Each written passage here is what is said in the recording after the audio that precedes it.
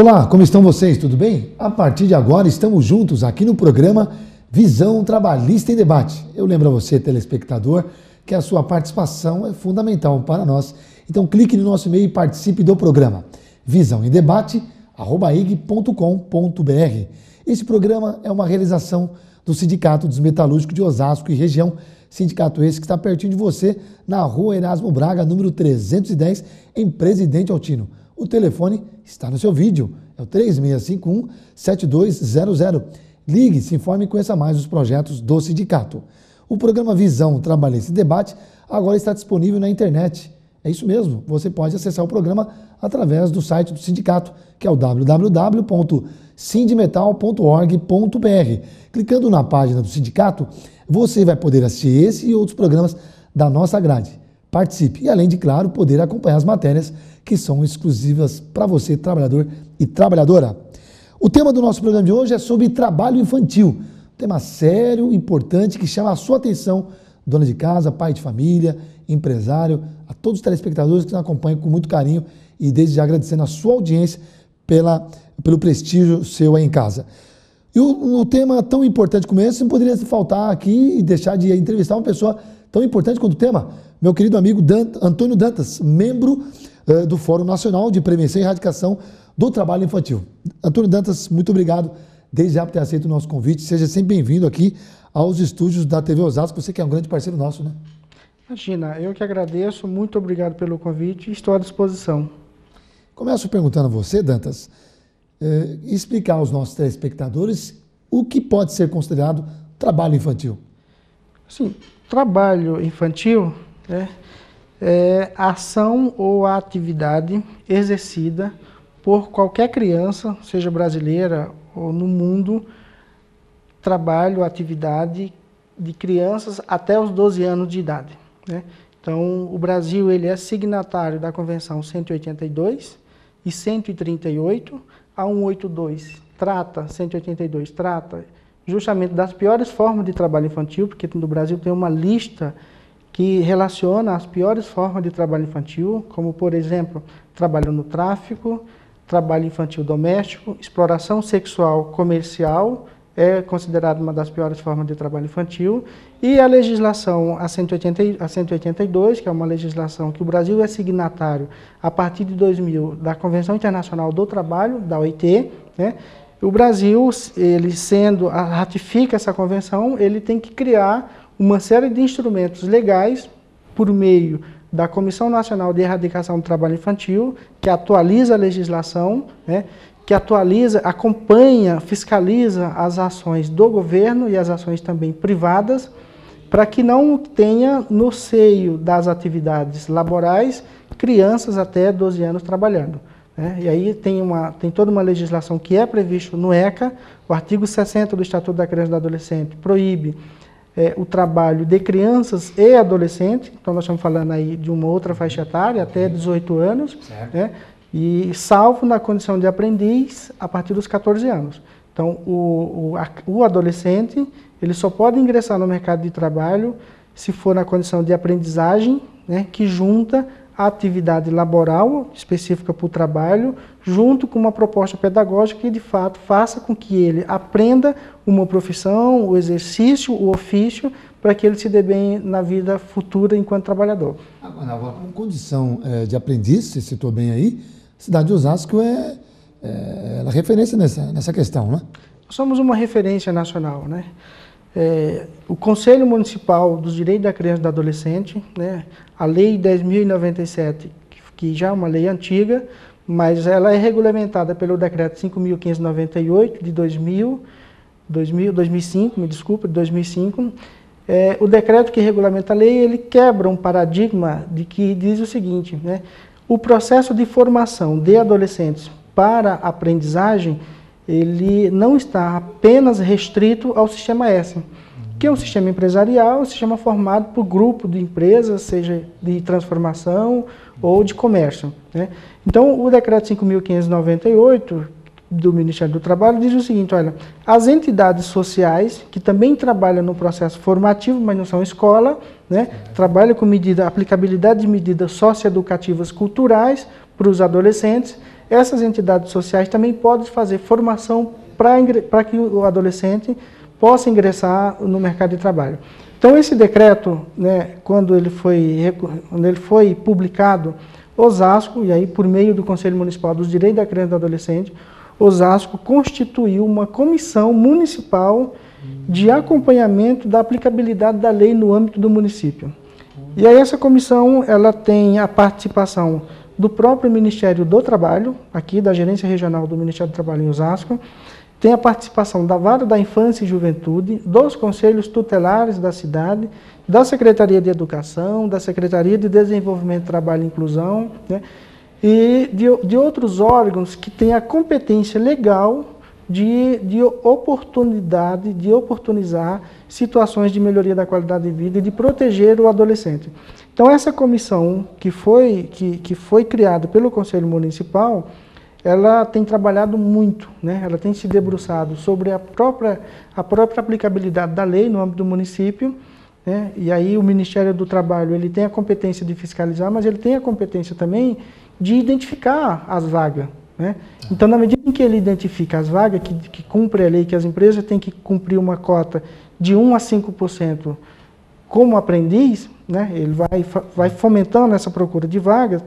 Por um lado, você tem as entidades que também estão fazendo processo formativo, e aí se discute o programa formativo, a proposta pedagógica das entidades, junto com a Secretaria de Educação, né? Você vai identificando, vai buscando também, captando o adolescente na sociedade, aí por meio das situações de encaminhamento do próprio Conselho Tutelar, porque às vezes um adolescente é encontrado numa situação de ato infracional, comete um ato infracional, assim, qual é a alternativa que Osasco ou que o Conselho tem de dar de encaminhamento para que aquele adolescente não volte a cometer um outro ato infracional.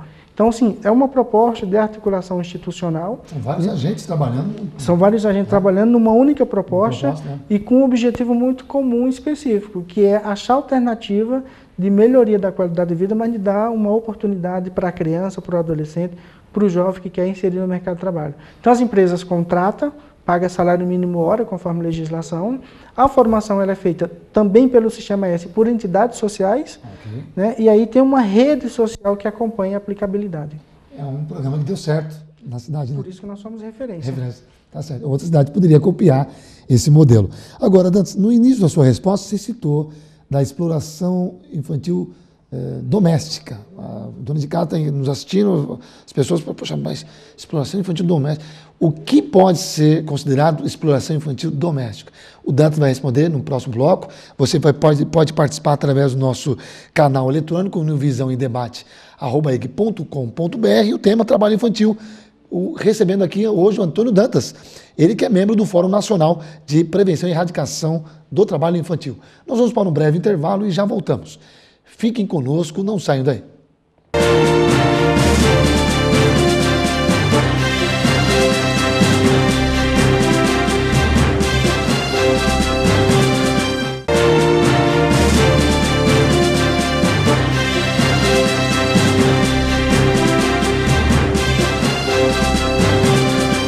Já estamos de volta com o programa Visão Trabalhista em Debate, tratando o tema de hoje, trabalho infantil. Meu convidado, ele é membro do Fórum Nacional de Prevenção e Erradicação do Trabalho Infantil, Antônio Dantas. Dantas, no final do primeiro bloco, eu deixei a pergunta no ar. O que pode ser considerado trabalho infantil doméstico? Sim, ó, trabalho infantil doméstico é uma das piores formas de trabalho de criança de ser identificada, né? Você tem alguns problemas, e aí são problemas estruturais, problemas conceituais e problemas de valores. Primeiro que acontece dentro do ambiente familiar. A Constituição Federal diz o seguinte, olha, o ambiente é o mais protegido possível, né? Conforme a Convenção. Assim se pensa. Assim se pensa, mas está previsto na Constituição Federal. E se a gente não fizer do nosso lar o espaço de proteção, não tem mais outro espaço que você possa se pensar. Mas, enfim, é difícil de se identificar, é difícil de você quantificar, por conta de que, assim, acontece no seio da casa, mas tem uma outra compreensão que é muito difícil, que é o limite pedagógico da atividade. O limite pedagógico, eu estou dizendo o seguinte, olha, pedir ou fazer com que a criança lave uma louça, fazer com que a criança forre a sua cama, né? Quando você extrapola o limite do processo de aprendizagem, você explora. Não quer dizer é proibido nas condições que acontecem, porque a criança ela precisa aprender as situações de que ela vai vivenciar ao longo da vida dela, né? Ela vai quando chegar no adulto, né, nós vamos forrar nossas camas, nós vamos lavar louça, porque isso faz parte da atividade da nossa vida. Só que as crianças hoje que fazem isso no seio da casa, elas fazem de uma maneira obrigada, né? O adulto, o pai, a mãe, ele não ensina por que a criança precisa lavar uma louça, e aí de maneira muito pedagógica de aprendizado, entendeu? Então o que acontece? A criança ela é submetida a uma condição de que ela precisa fazer por obrigação, ela precisa fazer porque tem que fazer. O adulto não tem paciência, não tem limite de ensinar, porque ele vive num mundo sufocante, o adulto vive num mundo estressado, né? Ele vive num mundo de sobrevivência.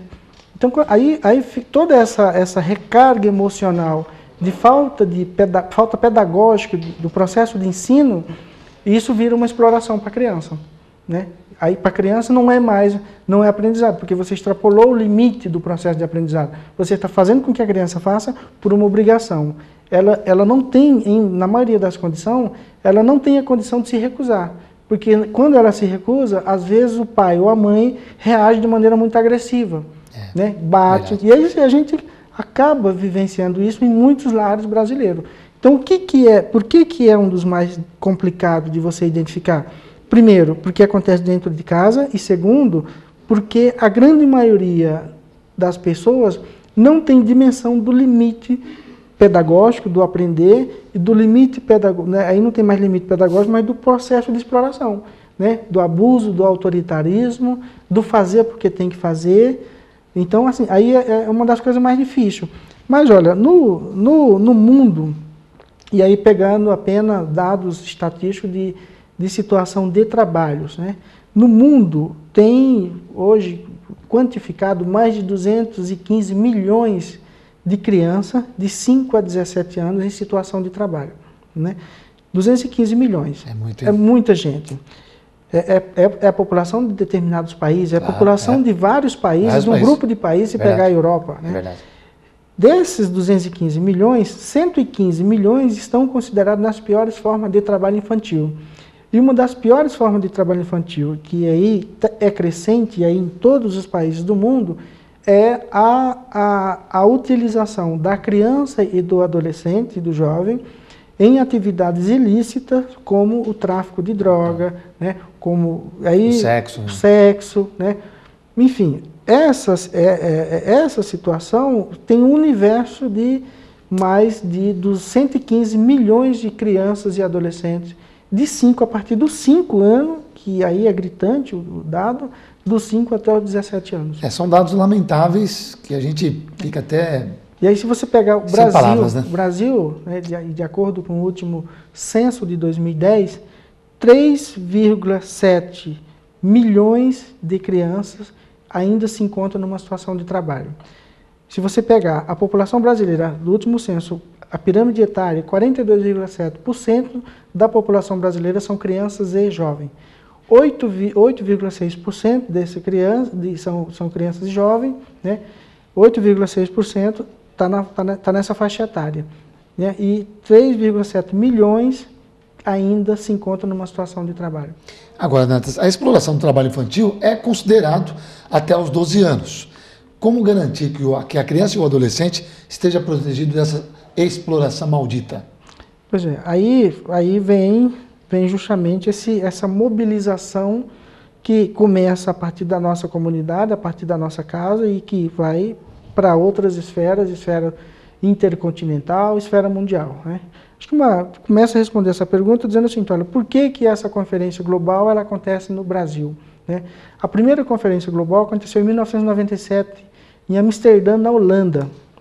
A segunda conferência global aconteceu em 2010 em Haia, também na Holanda. Então, assim, 13 anos da primeira para acontecer a segunda. Por que 3 anos depois acontece a terceira conferência e por que acontece no Brasil? E aí, assim, o Brasil ele é uma referência mundial do ponto de vista da legislação, de se criar leis inovadoras, né? Tem uma das melhores legislações do mundo, que aí a compreensão da aplicabilidade da lei, ela vai além apenas do legalismo. Tá. É um reconhecimento de que a aplicabilidade da lei precisa ser colocada como ação da prática social. Tá. Né? Então, olha a criança na proteção integral, faz com que os governos ele assuma compromisso, de fato, compromissos sociais de seus programas de governo, e aí tem toda uma cobrança da sociedade civil.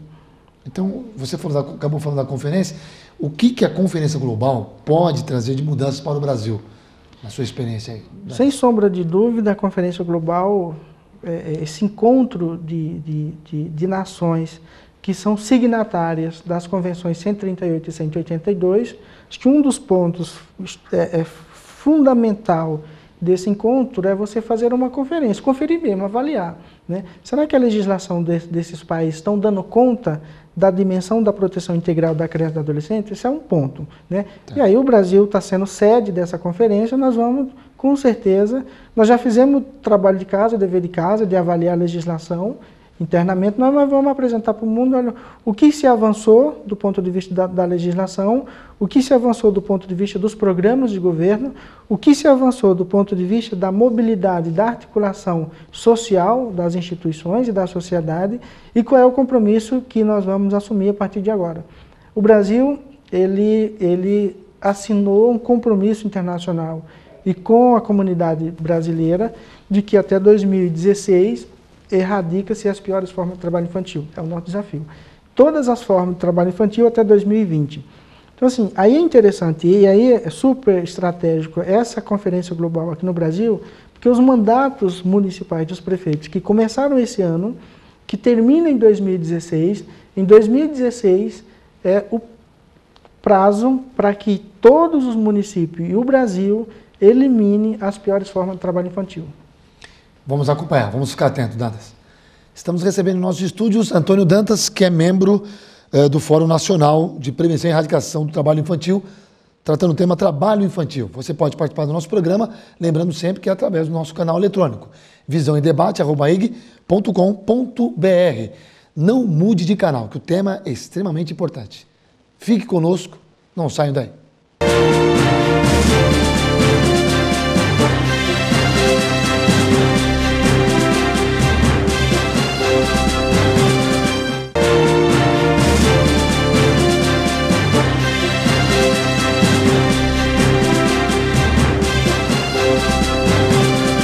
Para você que chegou agora, você está assistindo o programa Visão Trabalhista em Debate, com o tema de hoje, trabalho infantil, nosso convidado, Antônio Dantas. Dantas, quem é mais explorado, o menino ou a menina? De acordo com os dados mundiais, os meninos são mais explorados. Mas aí tem várias características de exploração, né? Quando se fala de trabalho, trabalho de rua, que é considerado uma das piores formas, são mais os meninos, né? Agora, quando você tem uma outra pior forma de trabalho infantil, de exploração sexual infantil, pegar algumas regiões do Brasil, aí você tem mais as meninas, né? E aí, mas assim, a característica da exploração é muito variável, porque vai muito depende muito da cultura, né? Se for uma nação que tem uma cultura machista, e aí como a nossa brasileira, né, literalmente sim, machista, você vai ter numa situação de exploração sexual comercial mais as meninas, né? Mais as meninas. E aí tem também a propositura de venda, porque por isso que é a exploração sexual comercial. Então as meninas são vendidas, né? Não só para os adultos que são daqui, mas também até em situação de pro turista, né? Então são vendidas, literalmente vendidas em alguma situação até com consentimento da família, do pai e da mãe. Né? E aí, assim, dentro desse cenário de violação de direito, você tem um grave problema social, que é justamente a falta de condição econômica, falta das famílias, falta de condição social, ausência em muita situação da política pública. Você falou do consentimento da família, é a minha próxima pergunta. Muitas vezes a própria família é conivente com essa situação, porque depende, muitas vezes, dessa exploração. Como trabalhar essa questão da conivência da família? Pois é, aí a gente tem que fazer, fazer uma analogia de comportamento social, né? O que de fato é valor, e o que de fato às vezes é aplicado como conceito. O trabalho, de certa forma, na nossa vida, ele tem um valor significativo, né? O trabalho tem valor de vida. Sem trabalho, às vezes, você é excluído, né? Às vezes, pela falta de trabalho, você não tem família, né? E aí, quando a gente fala de trabalho, e aí, para o mercado de trabalho brasileiro, as pessoas, quando estão na fase da maturidade, em muitas situações, são excluídas do mercado de trabalho. Então, quando você chega aos 40, 45 anos, às vezes você é excluído do mercado de trabalho. É claro que isso não justifica fazer com que tenha permissividade de uma criança trabalhar. Mas, atrelado a isso, você tem a falta de educação em cidadania, né? E as pessoas conseguem enxergar a sua sobrevivência pelo trabalho. E aí, numa relação muito míope e assim, por falta de valores, de perspectiva de vida, as crianças, de fato, são colocadas como sujeito de exploração, né? Mas aí fica muito complicado, porque assim, aí você tem a ausência do Estado, né? A ausência do Estado em política pública com educação. A educação que nós defendemos enquanto Fórum Nacional é uma educação em período integral, né? Que resgata em muitas situações valores de cidadania, valores de vida, né? Até para ocupar o tempo da criança, mas às vezes tem crianças brasileiras que comem na escola, só comem na escola, né? E a realidade brasileira.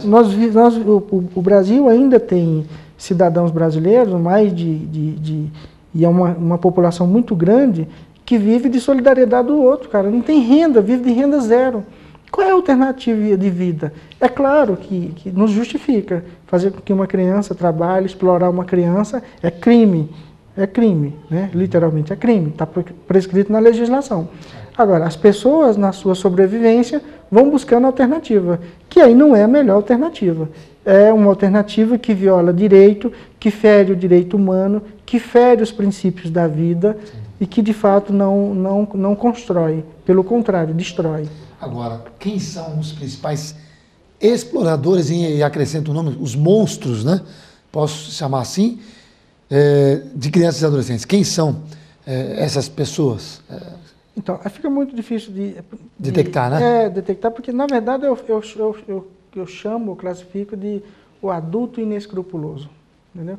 Porque a pessoa explorar sexualmente uma criança, ou explorar até mesmo no trabalho, é uma pessoa, talvez, sem a mínima condição de refletir sobre o princípio de cidadania, né? E, às vezes, fazem isso por interesse econômico também, né? Você tem várias situações que é feita por interesse econômico. Mas ainda, sem sombra de dúvida, é o adulto, né, que para mim não tem nem conceito para aplicar, né, mas quem explora mais é o adulto, sem sombra de dúvida. Agora, Datis, com o enfrentamento que a sociedade dá para este crime, a sociedade que muitas vezes, você já citou a palavra aí, preconceituosa, né? Pois é, a sociedade ela está meio, ao longo de mais de 500 anos, né? Na verdade, o que a gente vive no processo democrático, né, é muito recente, para pensar em comportamento social. A gente passou por uma escravidão, passamos por um processo de servidão, nós estamos aprendendo a lidar com o sistema democrático. A gente vive num sistema mundial que também não é simples de você conviver e você sobreviver no sistema capitalista, né? E aí, o que acontece? Às vezes, as referências de direitos humanos, por conta da sobrevivência que o sistema coloca para você, essas coisas vão ficando distantes. Então, a prática da cidadania, a prática da garantia do direito humano, isso vai ficando para trás, né? Eu diria que um dos desafios da sociedade civil é pensar numa nova forma de organização social, numa maneira onde leva em consideração direitos e deveres, né, princípios de vida justo, né, não mais justo, mas justo, e que de fato haja no mínimo solidariedade na relação humana. Essa solidariedade que é o que eu ia dizer agora, que seria a minha última pergunta, o que a sociedade poderia colaborar é que talvez denunciar um possível trabalho infantil, que seria a minha próxima pergunta. Como denunciar no trabalho infantil? Tem um número que é número nacional, Disque 100. Então, qualquer situação de violação de direito da criança e do adolescente, qualquer situação, só Disque 100, cai direto na Secretaria Especial de Direitos Humanos e a Secretaria encaminha por órgão competente em todos os municípios brasileiros. Tá certo. Tivemos aqui uma aula com o nosso querido amigo Antônio Dantas, parceiro, ele que é membro do Fórum Nacional de Prevenção e Erradicação do Trabalho Infantil, que tratou o tema extremamente sério, trabalho infantil. Você pode participar discando no Disque 100. Denuncie se você está vendo aí alguma exploração do trabalho infantil, seja ela infantil, sexual, né, enfim, denuncie, faça a sua parte. Teremos uma sociedade mais justa. Dantas, muito obrigado pela tua presença, por ter vindo até aqui discutir um tema tão sério e importante como esse. Obrigado. Imagina, eu que agradeço a tua disposição. Agradeço a você em casa por ter ficado conosco, pelo seu carinho, pela sua audiência, por ter ficado sempre com a gente, ligado aqui no visãoemdebate@ig.com.br, participando do nosso programa. Você já sabe, nós temos um encontro marcado aqui no programa Visão Trabalhista Debate, onde você pode assistir esse programa através do nosso site, no www.sindmetal.org.br, e clicando na página do sindicato, você vai poder assistir esse e outros programas da nossa grade. Tenham todos uma ótima semana e denuncie, diz que sim. Fique com Deus, tenha uma ótima semana e eu vejo vocês, se Deus quiser, no próximo programa. Tchau.